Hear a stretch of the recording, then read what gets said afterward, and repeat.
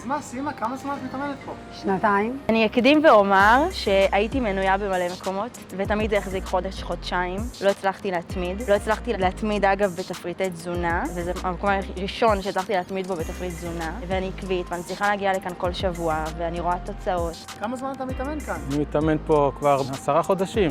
אני פה 3 חודשים, באתי לפה עם ציפיות נמוכות, מהר מאוד הופתעתי לטובה. שנה שישית אני פותח עכשיו, 3 פעמים בשבוע, בלי הפסקה. אני מכור לאורפי. מה את אומרת על האימונים, על האווירה בסטודיו, על היחס, איך את מרגישה? בעבר הייתי מאוד לא שלמה עם הגוף שלי, ותמיד היה אישיו של דיאטות ולא מספיק, ומאז שאני פה, הגוף שלי השתנה לטובה, התחטפתי, אני מאוד מרוצה. וואו, מקום ביתי, חם, כיף להגיע, נותן מוטיבציה להמשיך, יוצאות מסופקות, מאושרות, רואים תוצאות שיפור. יש הדרכה, יש מעקב ויש הרבה אכפתיות ואנושיות. מרגישה שאת באמת מתקדמת ומגיעה לכיוון התוצאות שלך?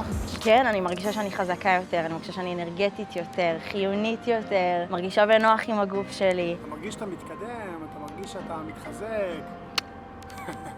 כמה קילו כבר ירדת? ירדתי 13 קילו. הייתי 110 קילו התחלתי, ועכשיו אני 97. טוב, וכמה קילו ירדת? מתחילת התהליך, בערך כזה 6-7 קילו. ירדתי גם 8% שומן ירדתי, הייתי 26% שומן, עכשיו אני 18. אז אתה ממליץ? בהחלט ממליץ.